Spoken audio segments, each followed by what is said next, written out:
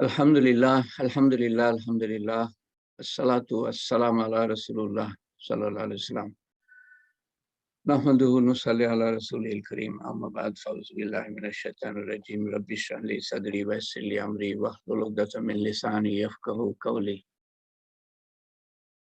We thank Allah profusely for giving us the ability to join in this halaqah, and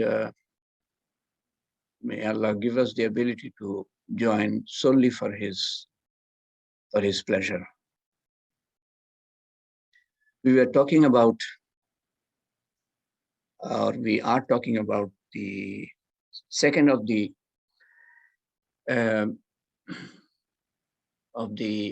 Khilafat dynasty, so-called Khilafat dynasty. The first is the Umayyads, so-called, because they were kings, monarchs in the real sense, after the Khulafai Rashidun, and then we started talking last week on the Abbasids.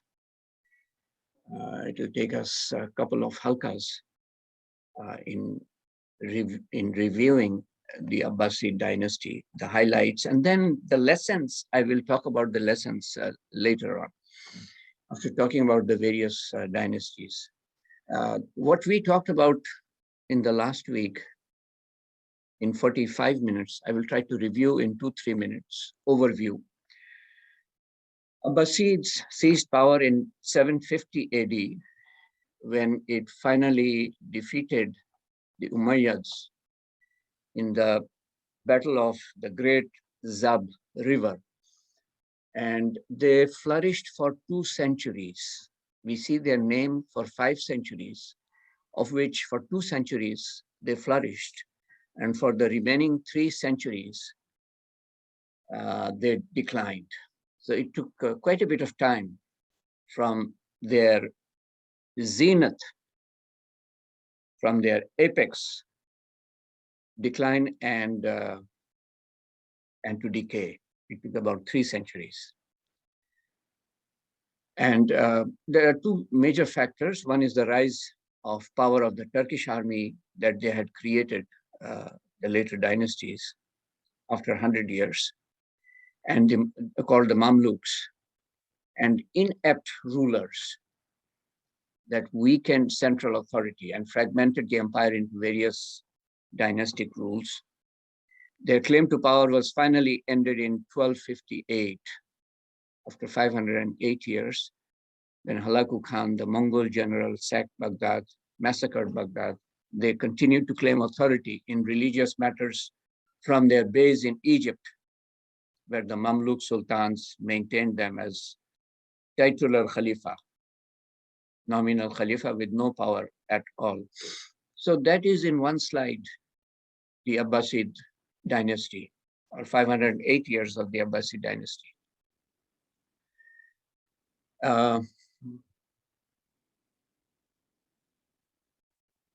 Yeah, that is in one slide, 508 years of Abbasid dynasty, of which we talked about the first 5 Khalifas in the previous halaqah.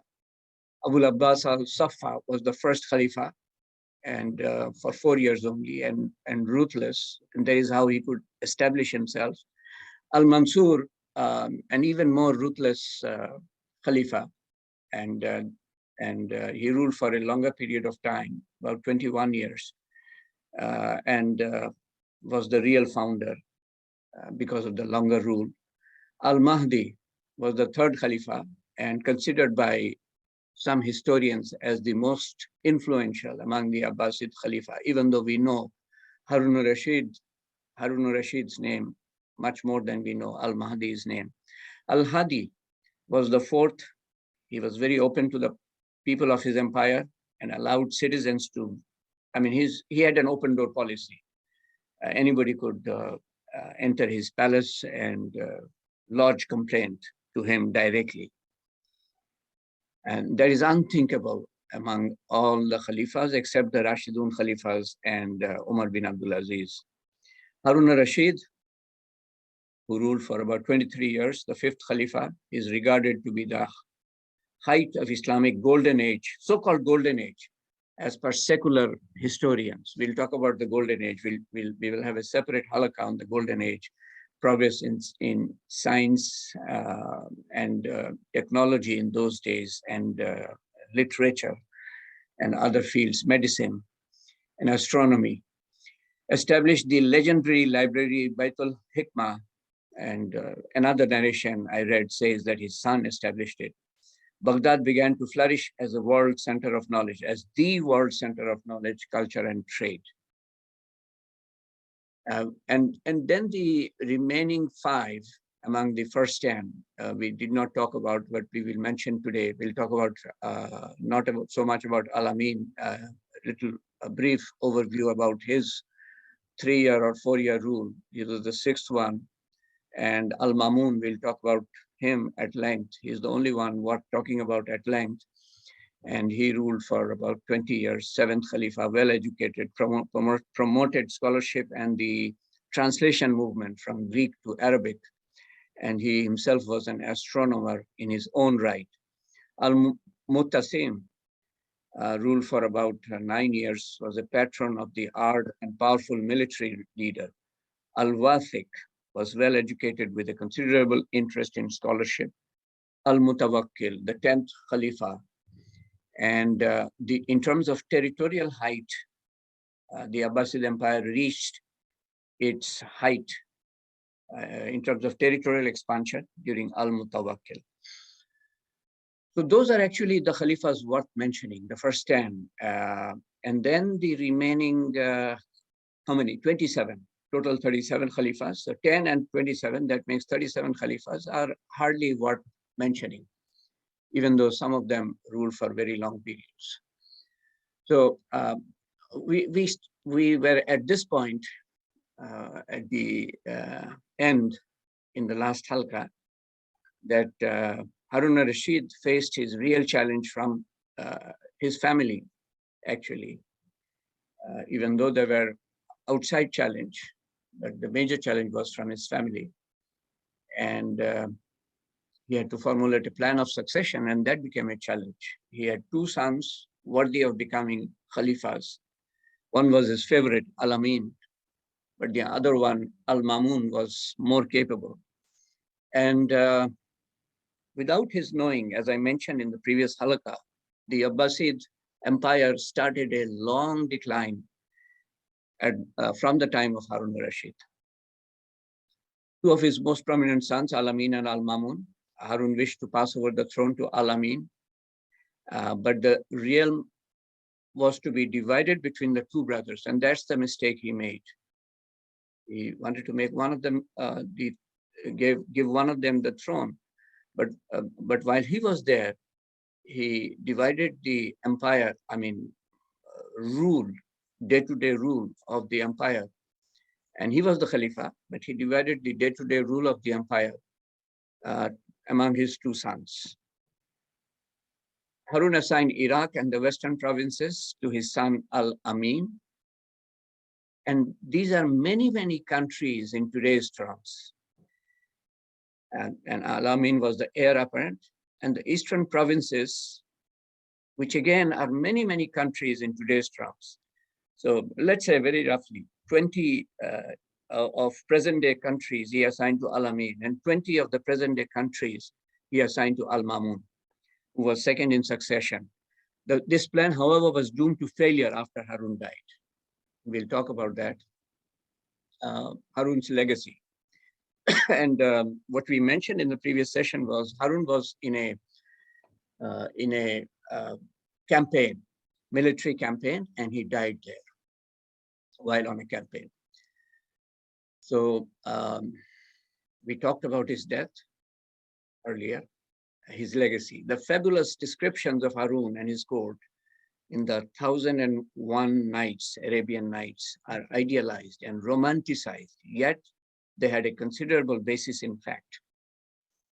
And actually Harun is more known to the Western world because of this 1001 Arabian Nights.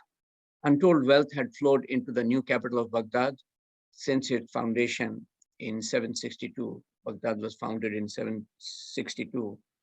and a lot of wealth flowed in. And a lot of wealth flowed in because of a family called the Barmakids, and uh, Harun and the Abbasids actually in general got a lot of wealth from the Barmakids. They were the administrators, and Yahya from the Barmakids was Harun's friend, close friend. But at one point, it so happened, and that is what happens when you have kingship, who have life and death in their hands, so-called, as if life and death in their hands. He completely annihilated, killed the Barmakids. There are a couple of theories on that as to why he may have done it. We will not get into those, but he killed his closest friend and the Barmakid family, who benefited for 16 years, the Abbasid initial years of the Abbasid dynasty. So that is the ruthlessness that one has to resort to if one has to maintain monarchy and then be responsible for all the oppression and tyranny that you cause. So in other words, you may, for some years, secure your wealth and your kingdom and your luxury and your pomp and grandeur for some years, but it is as if you lose your eternity. There's an expression that you sell your soul to the Satan, to the shaitan for this world. The leading men, and still more their wives, vied in conspicuous consumption, in untold wastage. And in Harun's reign, this reached levels unknown before. His wife Zubaydah would have at her table only vessels of gold and silver, studded with gems. And she had her own palace. Since I have to mention about Zubaydah, I should also mention her other side. She went for Hajj there's mention of at least 5 Hajj that she did. And in those days, it was not luxury that you go in a plane and you stay in a 5-star or 7-star hotel, and you are you're fully taken care of, and you can pray even inside the glass-walled hotel masjids. In those days, it was much more difficult. It was to me, it was compared to today's Hajj, it was I wouldn't use the term infinitely more difficult, but near infinitely more difficult in those days. And she is reported to have made 5 Hajj, and she saw during her 5th Hajj a lot of suffering because of lack of water, and the Zamzam well even nearly dried, and she gave order that the well be dug more, and then people should be there should be provisions made so that the dearth of water is removed, and a canal is dug, 90-mile canal is dug to bring water to Makkah, and a 900-mile paved road of those days, not the asphalt paved roads of today, but paved roads of those days. A 900-mile road was constructed from, in one narration, it says from Baghdad to Makkah. Another narration I read, it says from Kufa to Makkah.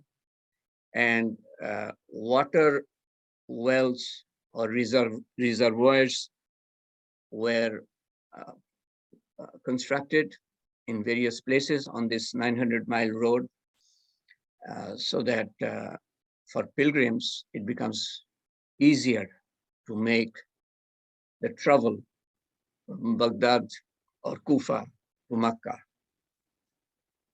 And Zubaydah, an interesting fact about her in her palace, she employed 100 ladies who had memorized, or I would say slaves who had memorized the Quran. And her palace always sounded like a beehive, because these ladies were always reciting the Quran in her palace. She was a very devoted lady, on the other hand, but also, at the same time, given to luxury of the highest order. So there was a contradiction. Harun's palace was an enormous institution with numerous eunuchs, and these are castrated males who took care of the concubines and singing girls in the harem. So they were castrated so that they don't have any sexual desire, and they were the servants in the harem. Concubines, I mean, that is a common feature. We'll talk about that later on when we are talking about the lessons from Muslim rule. And that is a feature actually to all monarchs. Keeping concubines is not just unique to Islamic monarchs, but it's common for all monarchs. Singing girls and slaves, these are all common. He himself was a connoisseur of music and poetry and gave lavish gifts to outstanding musicians and poets. As Khalifa, he had power of life and death and could order immediate execution. In the stories of his nocturnal night wanderings through Baghdad in disguise, he wanted to see the condition of his subjects. So he was usually accompanied by Masruf, the executioner is there with him, as well as friends like Jafar. I mentioned him as Yahya, the Barmakid is Jafar the Barmakid, and Abu Nuwas, the brilliant poet. I mean, three types of people, completely different in terms of their profession. And so Harun would be entertained by the poet also.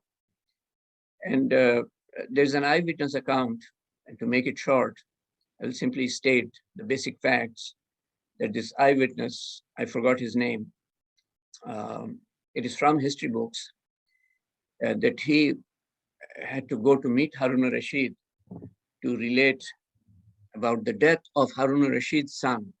One of his sons died in front of this person, and the son made a wasiyah that please go and meet my father and narrate what happened to me. And that's a long story. So this eyewitness goes to the palace of Harun al-Rashid, and he sees that Harun al-Rashid is about to go on a journey. So before Harun al-Rashid's cavalcade comes, he sees one regiment of cavalry of about 1,000 people, 1,000 soldiers, another regiment, each one containing about 1,000 soldiers. And in this way, he saw 10 regiments of cavalry. So that means 10,000 cavalry. And then comes the cavalcade of the Khalifa. And after that, there should be another 10 regiments. So 20,000 soldiers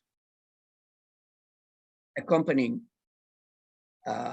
the Khalifa, and he's not going in a campaign, in a military campaign. He's going to visit somewhere. So that was the extent of pomp and grandeur at the time of Harun al-Rashid. So after Harun al-Rashid, he made, because he made his son Al-Amin as the heir apparent. So Al-Amin became the Khalifa, but civil war broke out between his sons. Because Mamun also had his sphere of influence, the western part of the empire. And both of them had huge number of provinces at their disposal. So civil war breaks out. And hence it's called the fourth fitna, The first one is the one at the time of Uthman Raziallahu Anhu that we discussed. The second one is the time at the time of Ali Raziallahu Anhu and Muawiyah Raziallahu Anhu that we discussed. The third one is the one that we discussed last halaqah, the war between the Umayyads and the Abbasids. So that's the third fitna, and this is known as the fourth fitna, or the Great Abbasid Civil War. And it lasted quite a number of years, and because the provincial turmoil persisted until 830 AD or beyond.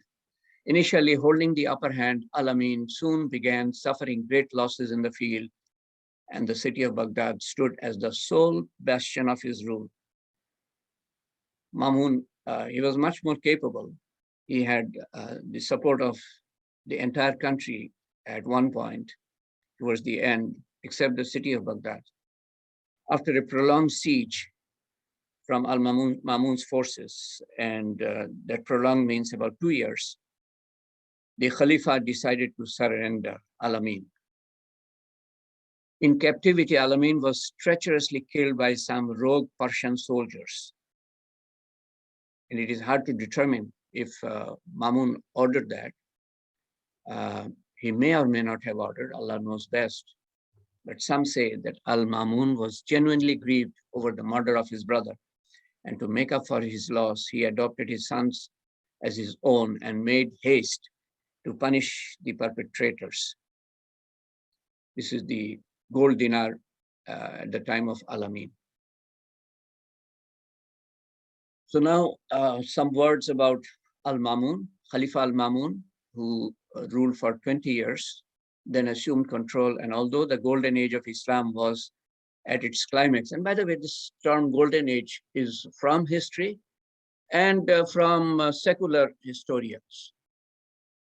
We'll talk about the golden age, so-called golden age. It was soon to be over.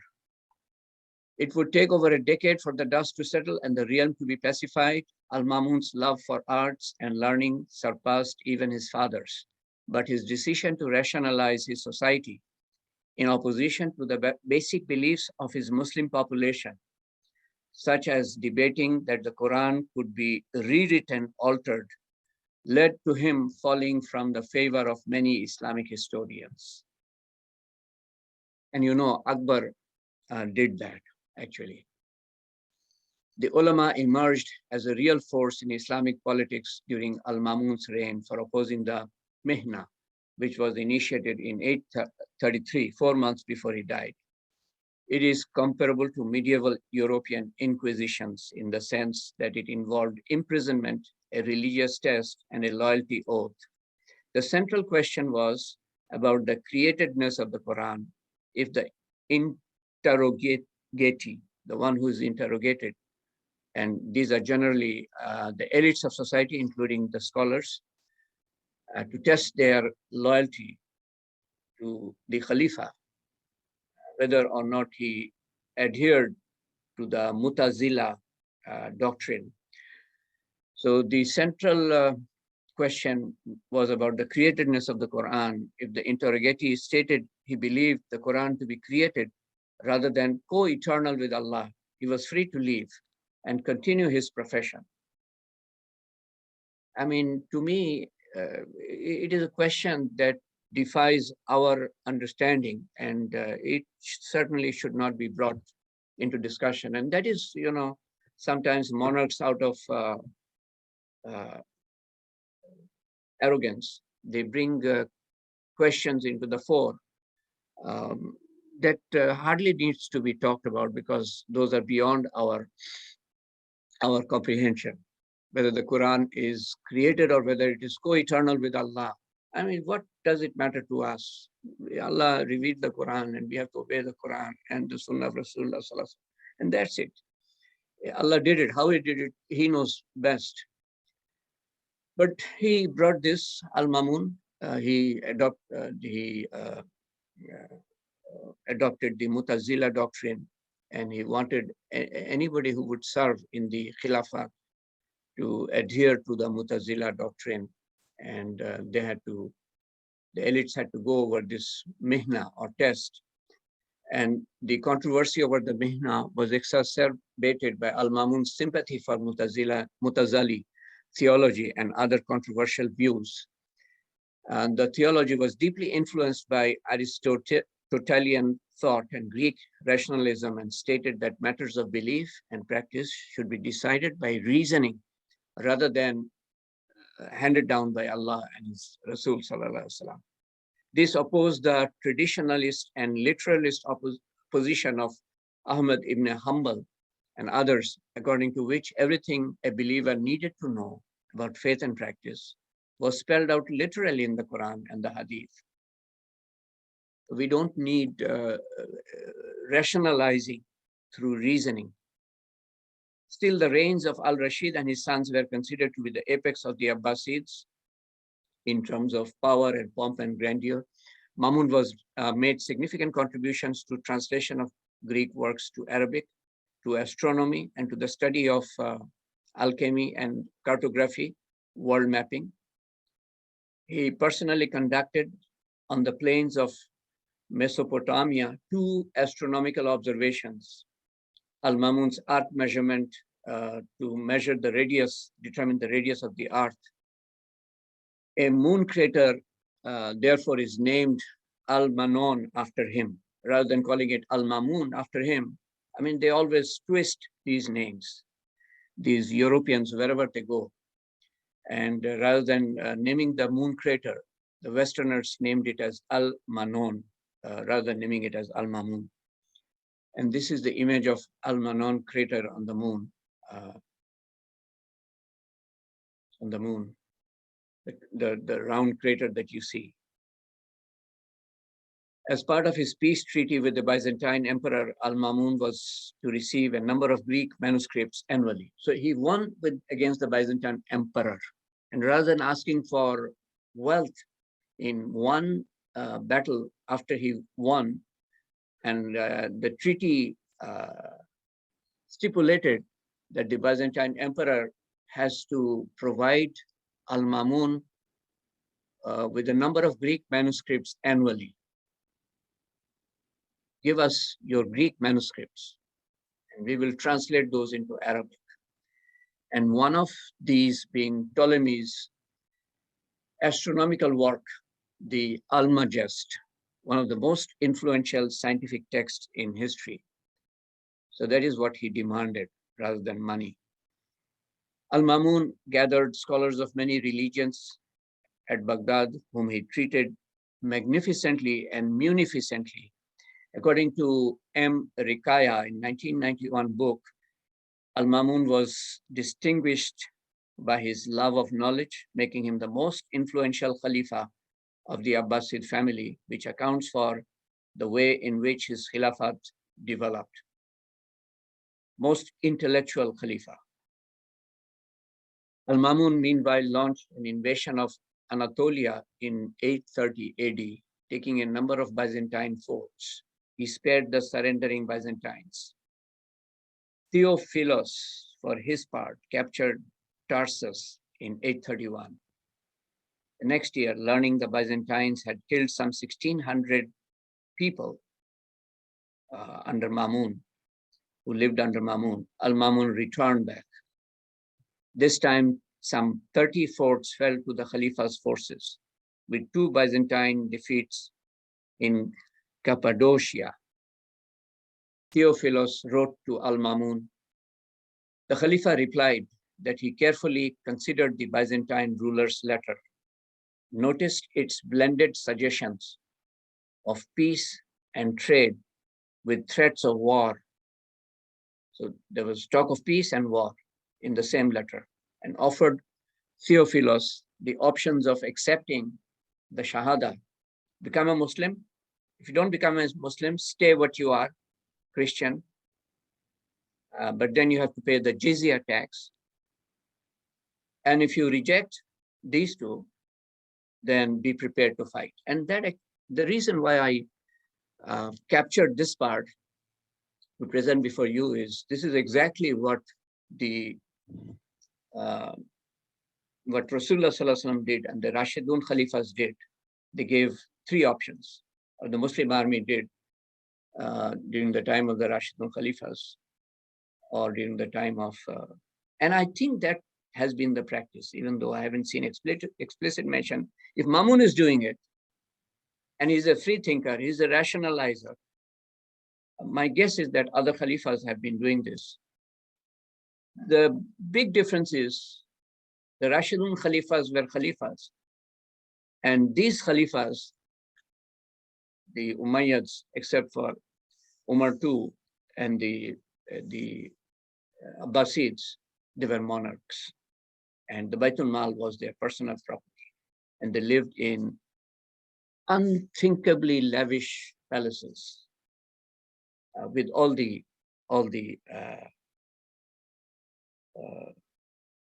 facilities that go with palaces. There's the difference. But I guess when they went to war, they gave these options to the enemies.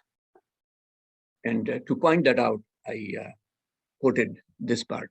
Al-Mamun made preparations for major campaign. Obviously, they will reject the first two, and therefore there will be jihad. But then jihad has to be solely for the sake of Allah. And to what extent it was solely for the sake of Allah under the Umayyads and under the Abbasids, so that's something only Allah knows. So he made preparations for major campaign, but died on the way while leading an expedition in Tiana on August 7, 833, after 20 years of rule. And this is present-day Tiana. Somewhere among the ruins lies the bodies of so many Muslims who have died over the ages, including the body of a monarch who ruled over present-day 35, 40 countries. Might be a monarch, end up in the earth, and then nobody knows where you lie.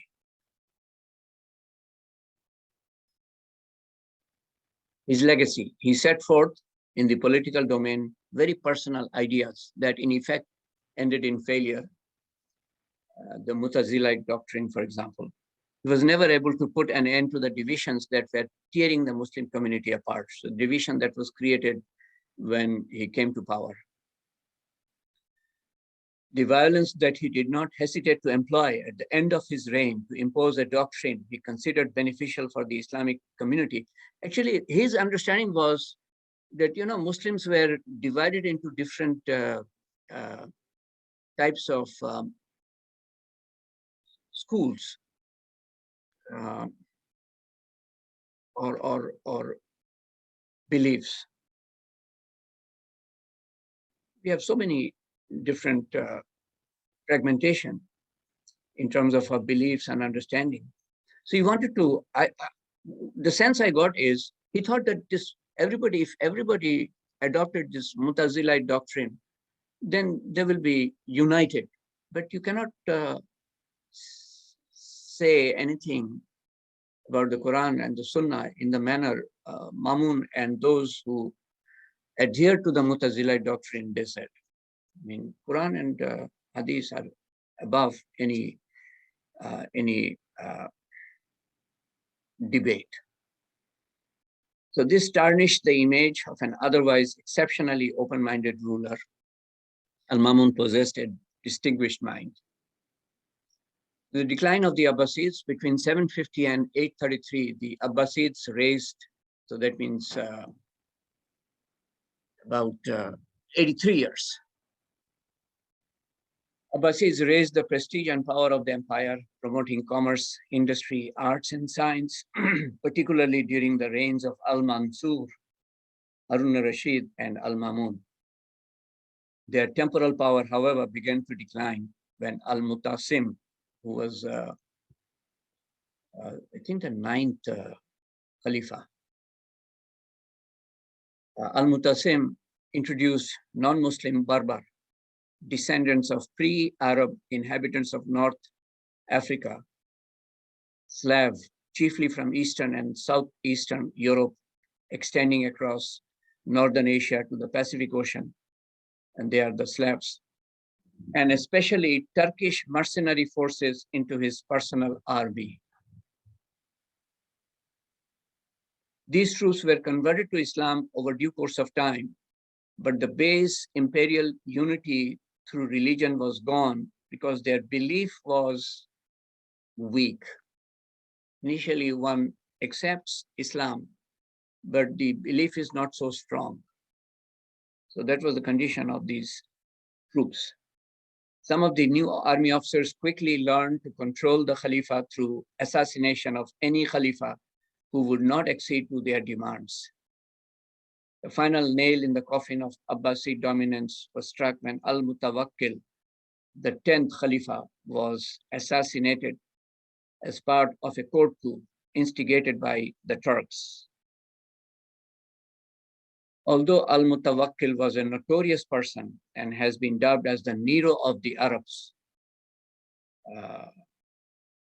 I mean, what happened at the same time was that power, in effect, was transferred to the troops and was not in the Khalifa. His assassination gave the Turks an unprecedented hold over his son, Al-Muntasir, the 11th Khalifa. And he was placed in the throne as a puppet, and he was there for only 1 year. Young ruler died shortly thereafter, and history cannot say how he died, but one can speculate. Under his reign, the Abbasid Empire reached its territorial height. So that is the Abbasid rule. The part in dark green were directly under the Khalifa, and the part in light green, as you can see, especially towards the east and towards the farthest west, and Yemen, part of Yemen, are in light green. Those were under nominal rule of the Khalifa. And this was in 849 AD, and in 850, about similar, from two different sources, about similar, but it doesn't show in two colors. No, it does show in actually three colors. Areas under the Khalifa, autonomous dynasties sprung up, and they started springing up in 850. And it also shows Cyprus, 850 AD. And then this map, the year is not given. This map shows in bright green the Abbasid Khilafat compared to other dynasties around that time. And you can see in terms of territory, the Abbasids had the maximum territory, and some of the other dynasties were rather small and not so significant. This was in 9th century, that means 800 something. And then, we saw in 849 and 850, 42 years later, just 42 years later, the dark green is in Baghdad and part of Iraq, and then to the south, and towards the center of the map, and in the Hejaz area. And these were under the direct authority of the Abbasid Khalifas. Everything else went into nominal authority of the Khalifa. Everything else in the empire in just 42 years or less than that. And later on, the Fatimids who ruled in Egypt and to the west of Egypt, they captured or they announced independence, the Fatimid dynasty. We'll talk about them in the next halakha. They captured Hijaz. So Makkah and Medina was also not under the direct rule of the Khalifa after 892. So a huge dynasty was reduced later on. When the Mongols came, the Abbasids were ruling only around Baghdad and surrounding areas. Everything else was independent of the Khalifa, or simply acknowledging the titular rulership of the Khalifa. Al-Muntasir was the 11th ruler. I'll take a little extra time because Tawhid said he won't be able to hold his presentation today. He's undergoing a course. So I'll just take a little extra time, not much, so that I can complete this decline of the Abbasids and go on to the next phase in the next Talim. Al-Muntasir was the 11th ruler who ruled for just 1 year. Al-Muntasir to Al-Mustasim, from 861 to 1258, when the Mongols came, there were 27 Khalifas in 398 years. And they were actually titular heads because they were dictated by other dynasties. And therefore, none of them could leave a mark on the sands of time. They were puppets, confined to Mesopotamia and then to Baghdad and surrounding areas. 4 ruled for about 1 year, 2 for 2 years, and 1 for 3 years, and 2 for 4 years. So that is 9 Khalifas who ruled for 4 years or less, which is 1/3 of the 27 Khalifas. And there were 4 who ruled for 24 to 28 years, 3 Khalifas for more than 40 years, and no lasting achievements from any of them. I read about 5 of them who ruled for the one who ruled for 28 years, and the 3 who ruled for 40 years or more. I read about at least 4 of them. There's hardly anything that anybody could achieve, except for the one who ruled for 45 years. I forget his name.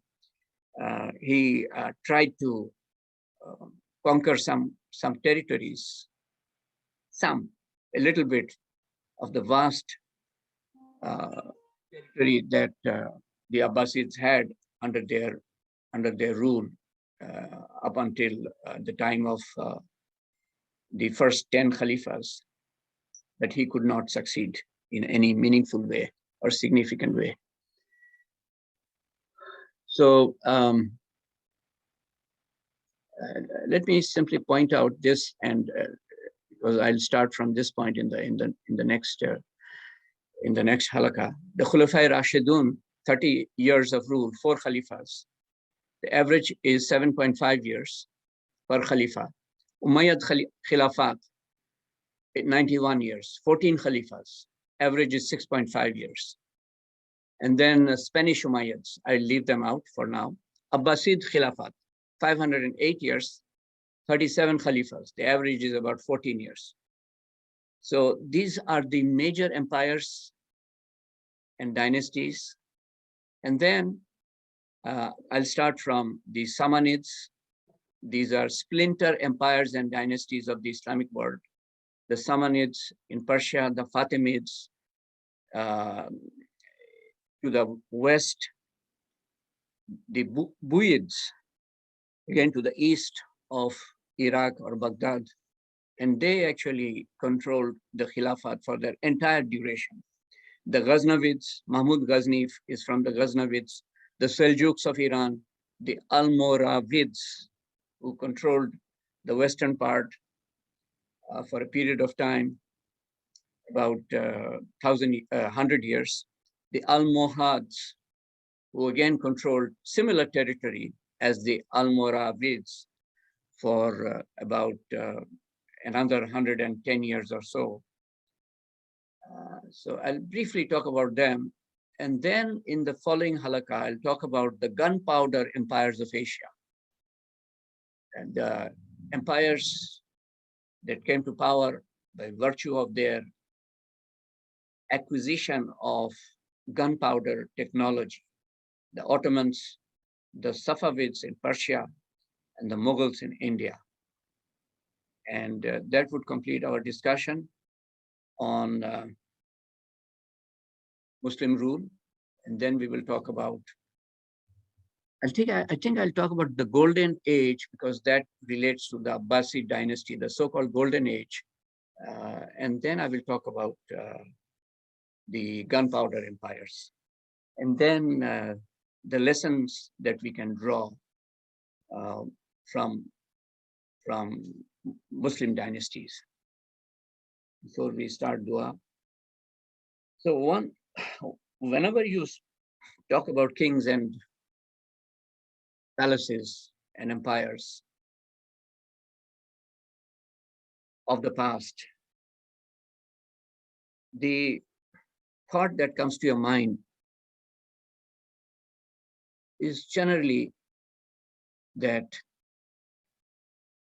where are the kings and where are their palaces and their courtiers and their royal guards and armies and concubines? I guess that's the thought that comes to your mind. Where are they?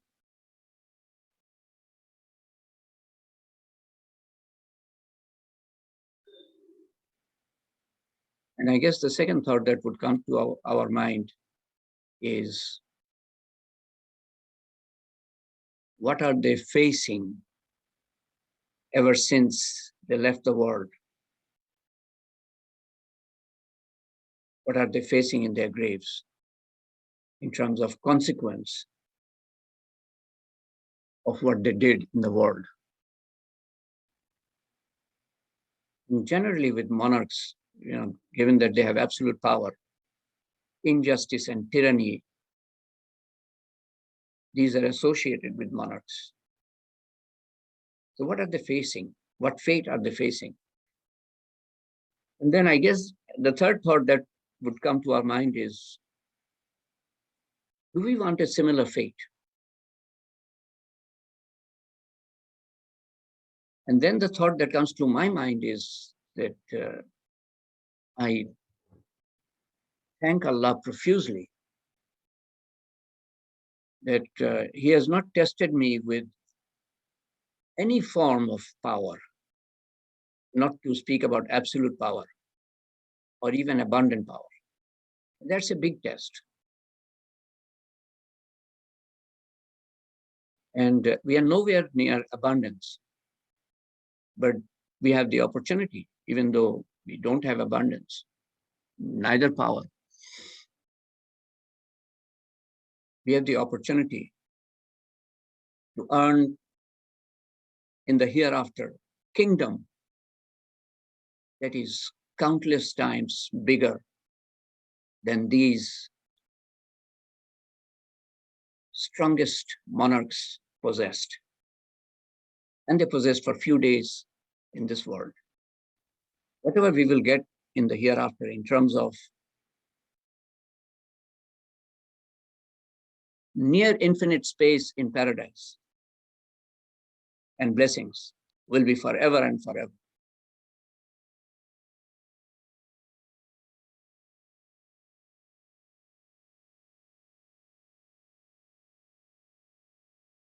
Sometimes I think about this, that when a child is given two options, the option of picking a toy or the option of picking a bundle of takas or dollars, bundle, the child would invariably pick the toy, even though with the bundle of money can buy thousands of toys. So like that child, sometimes I wonder, we are like the child who is after toys in this world. Whereas the Almighty is inviting us to limitless kingdom in the hereafter.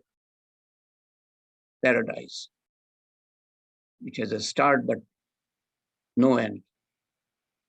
And Allah Ta'ala will say, if you need more, ask it from me. But we have to pay a price for that, which is following the Sunnah of Rasulullah Sallallahu Alaihi Wasallam in everything that we do. And if we do that, we will be following the faraids as well as the wajibat.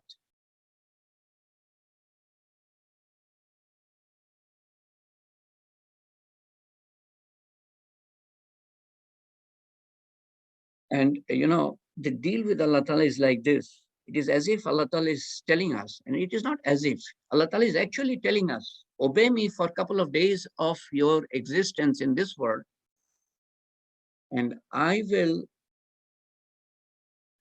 fulfill your desires. I will listen to you forever and forever. 2 days, you obey me, I will listen to you forever and forever. That's a very cheap deal. We aspire to become colonels and generals or importance in some other field. Allah Ta'ala has given us the best designation that one can ask for. Khaira ummat. You are the best of nations.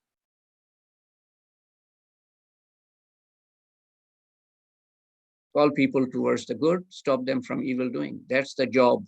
That's the purpose for which He created us. You are the messengers of the messenger. When Maaz bin Jabal, radiallahu anhu, was made the governor of Yemen by Rasulullah Sallallahu Alaihi Wasallam, he went there and he did not tell the people, oh people, I'm your governor. He said, I'm the messenger of the messenger. We are all visitors to the world. The difference is that we have been sent. We have been sent, and since we have been sent with a purpose.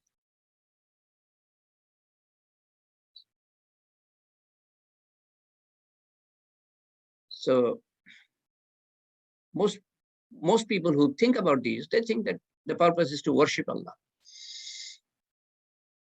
Kalima, namaz, Ramadan, Hajj, Zakat. Allah Ta'ala sent us the best of nations to call people towards these. We will not only perform these, we will also call people towards these. And we will tell them that you also have to do the job of calling others. So we did not come only to worship. And we will be questioned based on the responsibility given to us. We'll be questioned. To what extent did we fulfill the responsibility of the best of nations? Responsibility given to the best of nations. We'll be questioned. What have you done? We know that we have to go any day. We know that. Do we really believe that? My daily actions do not show that I believe in that.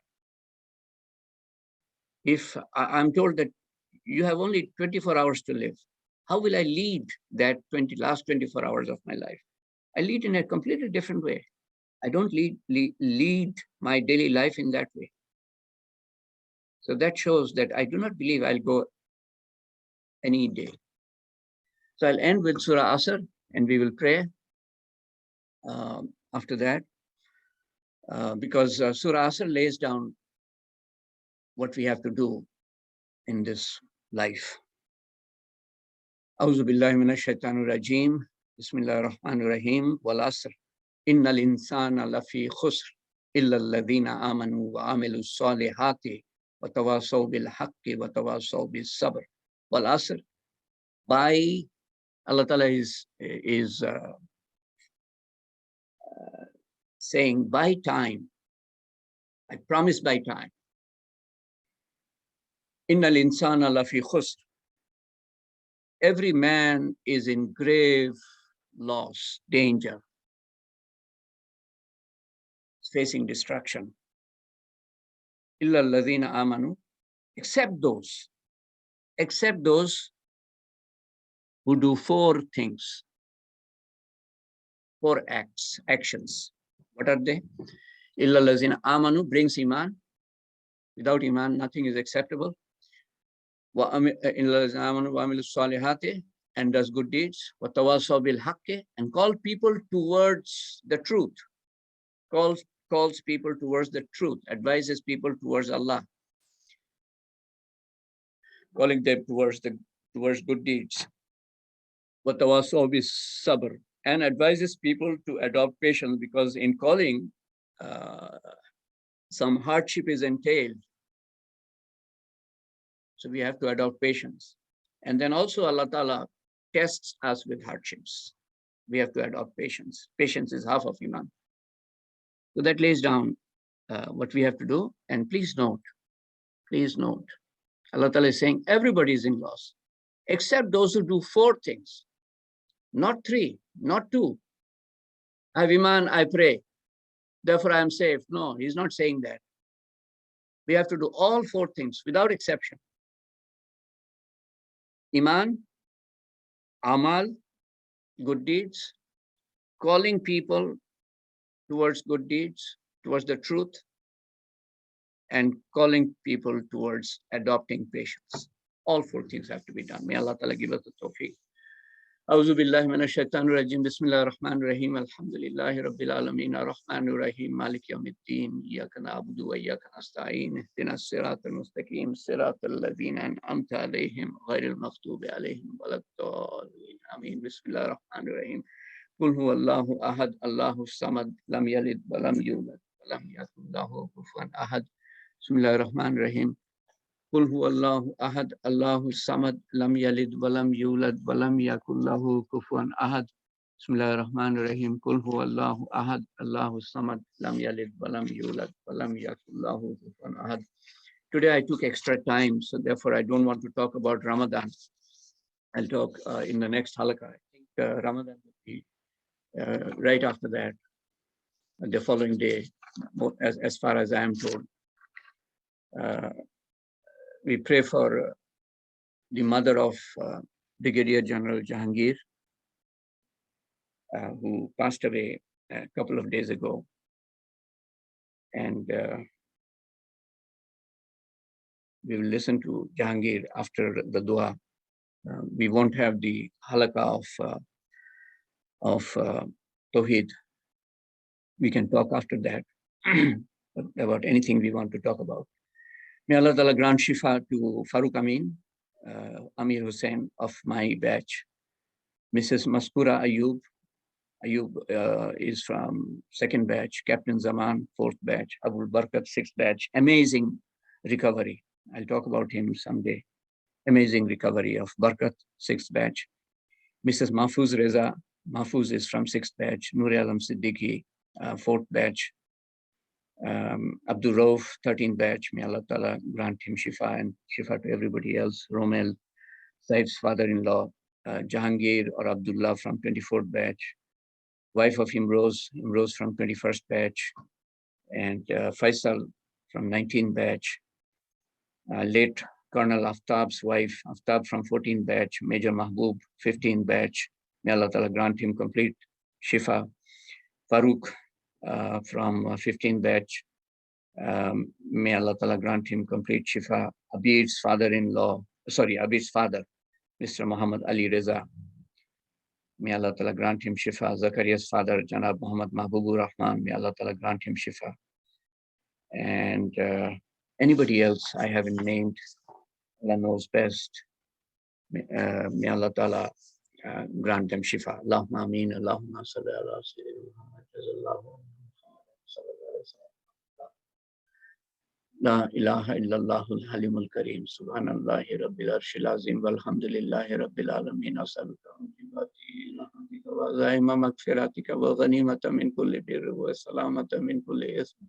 La tadalana zamban illa ghafartahu wa la hamman illa farajtahu wa la marizan illa shifaitahu wa la dainan illa kazaitahu wa la mujahidan illa nasartahu wa la mazluman illa nasartahu wa la musliman illa rahimtahu ولا حاجة هي لك رضا إلا قضيتها يا أرحم الراحمين يا أرحم الراحمين يا أرحم الراحمين.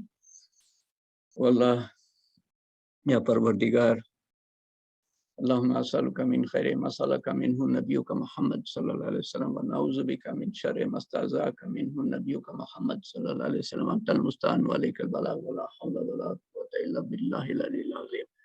اللهم اغفر لي ولوالدنا وجميع المؤمنين والمؤمنات والمسلمين والمسلمات الأحياء منهم والأموات إنك مجيب الدعوات برحمتك يا أرحم الراحمين. والله তুমি আমাদেরকে যা কিছু আমল করার তৌফিক দিয়েছো ব্যক্তিগতভাবে আল্লাহ, তার কোনোটাই পরিপূর্ণ না আল্লাহ, ভুল ভ্রান্তিতে ভরা। যা কিছু সমষ্টিগতভাবে আমল করার তৌফিক দিয়েছো, যার মধ্যে ভুল ভ্রান্তি ভরা, সমস্ত কিছুর ঘাটতি পূরণ করে দিয়ে আল্লাহ তোমার সেই দরবারে কবুল করো আল্লাহ। আল্লাহ এবং তার সওয়াব রাসূল করিম সাল্লাল্লাহু আলাইহি ওয়াসাল্লামের কাছে পৌঁছে দিও আল্লাহ, এবং তার সওয়াব পৌঁছে দিও আমাদের খালাম্মা, আমাদের চাচি, আমাদের মুকাদ্দেমের ভাবি, জাহাঙ্গীরের আম্মা, যিনি তোমার হাওয়ালায় গিয়েছেন আল্লাহ, তুমি তার হিসাব সহজ করে দাও আল্লাহ। তার কবরের তাকে মাফ করে দিয়ে তার কবরের আযাব মাফ করে দিও, কবর প্রশস্ত করে দিও, কবরকে নূর দিয়ে পরিপূর্ণ করে দিও, কবরকে জান্নাতুল ফেরদৌসের বাগান বানিয়ে দিও ও আল্লাহ।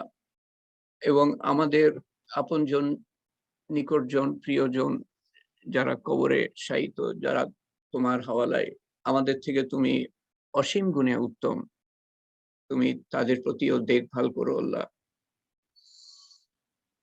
তাদের প্রতি তোমার সর্বোত্তম ব্যবহার দেখিও আল্লাহ। কবরে জান্নাতুল ফেরদৌসের বাগান বানিয়ে দিও আল্লাহ, প্রশস্ত করে দিয়ে, নূর দিয়ে পরিপূর্ণ করে দিয়ে, কবরের আযাব মাফ করে দিয়ে আল্লাহ, তাদের দরজা প্রতিটা দিন উঁচু করে দিও আল্লাহ। এবং আমরাও যখন এই পৃথিবী ছেড়ে যাব আল্লাহ, আমাদের প্রতিও তোমার সর্বোত্তম ব্যবহার দেখিও আল্লাহ। যে কোনো দিন আমাদেরকে হাজিরা দিতে হবে আল্লাহ, সব তোমার জানার মধ্যে, কিন্তু আমরা জানি না, এবং আমরা জানি না বলে প্রস্তুতি নিই না আল্লাহ। আমাদের তৌফিক দাও প্রস্তুতি নেওয়ার আল্লাহ, যতটুকু পারি আল্লাহ। সঠিকভাবে তো নিতে পারবো না, আমরা দুর্বল, আমরা লোভে ভর্তি আল্লাহ, নফসানিয়াতে ভর্তি আল্লাহ, রিপোর্ট তাড়নায় ভর্তি, এবং শয়তানের ধোকায় আমাদের চারিদিকে 24 ঘন্টা, এবং দুনিয়ার চাকচিক্য আমাদেরকে আকর্ষণ করছে আল্লাহ। আমাদের মানুষের কুমন্ত্রণা আমাদেরকে ডাক হাতছানি দিচ্ছে আল্লাহ। তুমি আমাদেরকে বাঁচিয়ে রেখো প্রতিটা মুহূর্তে আল্লাহ।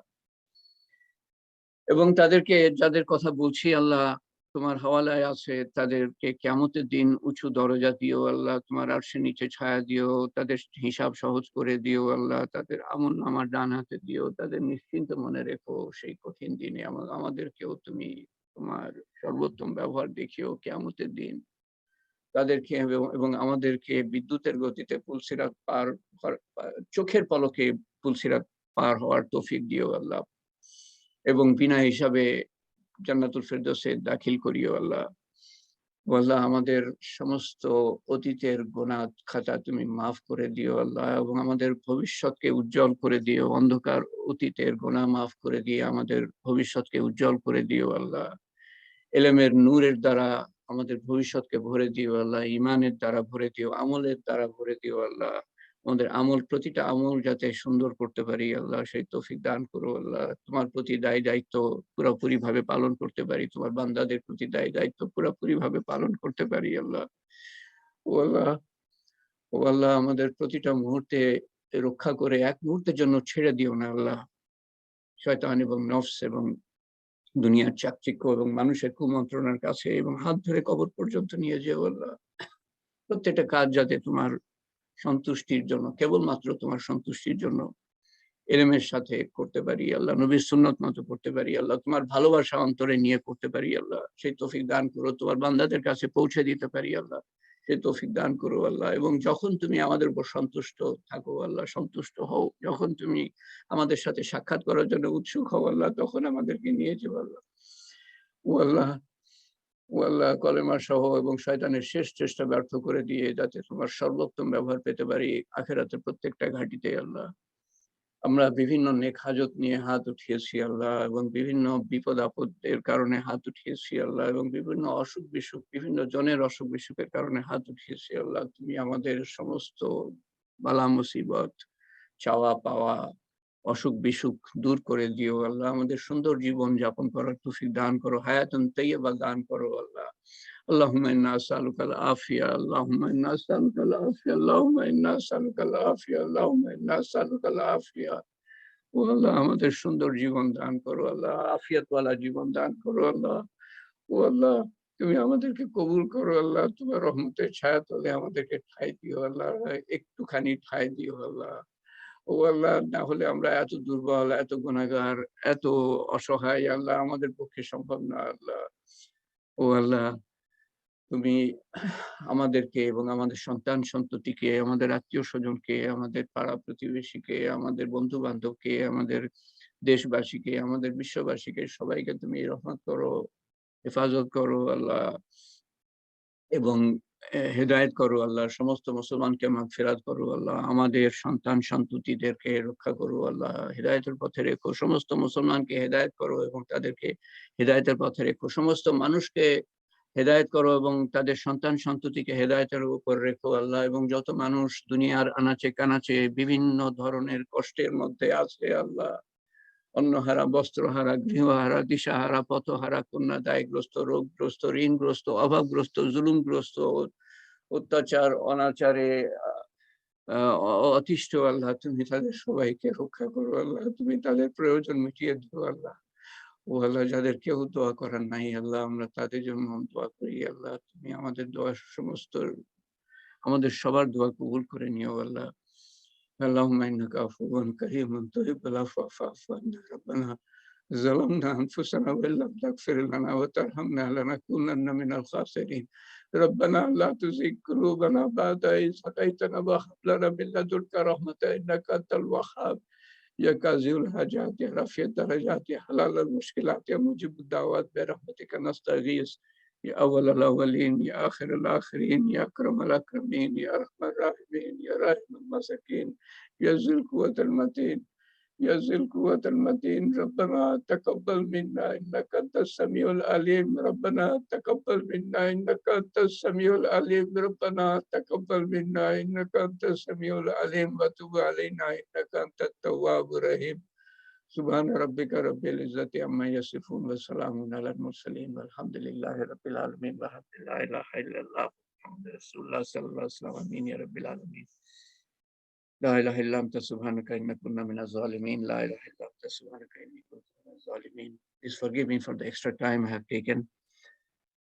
অনেক সময় এরকম হয়ে যায় যে একটা পর্যায়ে এসে তখন আর থামা যায় না। আবার সামনের বার সমস্ত কিছু তাহলে রিপিট করতে হবে। তো